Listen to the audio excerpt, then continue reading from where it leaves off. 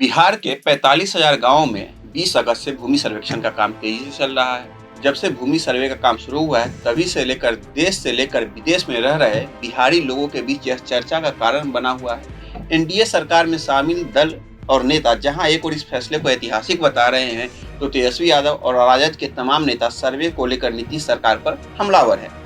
बिहार में जमीन सर्वेक्षण का काम 65 साल बाद हो रहा है, जिसने लोगों की चिंता बढ़ा दी है। सर्वे के दौरान आ रही दिक्कतों की वजह से लोग काफी परेशान बताए जा रहे हैं। सर्वे को लेकर अब तक जो जानकारी आई है, उसके मुताबिक सर्वे के 4 ऐसे लूप होल हैं जिसके कारण लोग काफी परेशान हैं।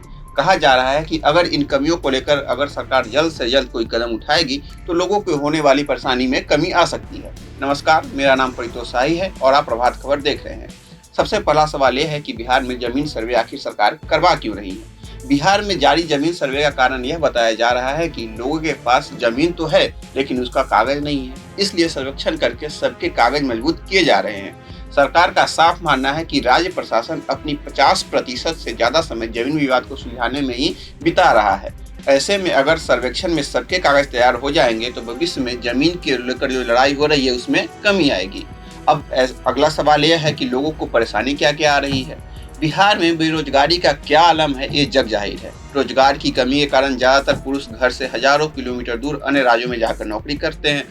कम पढ़े लिखे लोग कम कमाई में किसी तरह से गुजर बसर करते हैं। इसी बीच बिहार सरकार ने राज्य में जमीन सर्वे का ऐलान कर दिया। जमीन सर्वे के दौरान कहीं उनकी जमीन न छिन जाए, इसका डर बड़ी संख्या में लोगों को सता रहा है। इस डर के कारण बड़ी संख्या में बाहर रह रहे बिहारी गाँव लौटने को मजबूर है। इस वजह से उन्हें काफी दिक्कतों का सामना करना पड़ रहा है। एक तरफ बिहार सरकार दावा कर रही है कि सर्वे की प्रक्रिया ऑनलाइन भी की जा सकती है, लेकिन जमीन के कागज, वंशावली और अन्य छोटे छोटे कामों के लिए लोगों को गांव आने पर मजबूर होना पड़ रहा है। इससे उनके परिवार को पालने का भी संकट हो रहा है। दूसरी समस्या क्या है? भूमि सर्वेक्षण के दौरान जो दूसरी सबसे बड़ी समस्या आ रही है, वह यह है कि बिहार में अधिकांश लोगों के पास पैतृक संपत्ति है, यानी वह अपने पूर्वजों के जमीन के मालिक हैं। नियमों के मुताबिक उन जमीनों पर दावा के लिए वंशावली की जरूरत होती है और वंशावली बनाने का अधिकार सरपंचों को दिया गया है।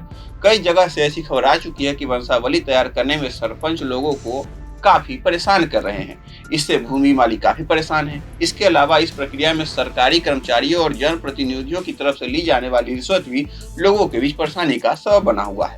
तीसरी सबसे बड़ी समस्या उभर कर यह सामने आई है कि बिहार में अब तक जमीन रजिस्ट्री की भाषा कैथी लिपि में रही है। दरअसल 1919 में हुए सर्वेक्षण के दौरान इसी लिपि का इस्तेमाल किया गया था, जिस वजह से अधिकांश बिहारियों के पास जमीन का मूल कागज इसी लिपि में है और वर्तमान में इस लिपि को पढ़ने वाले लोगों की संख्या बहुत कम है।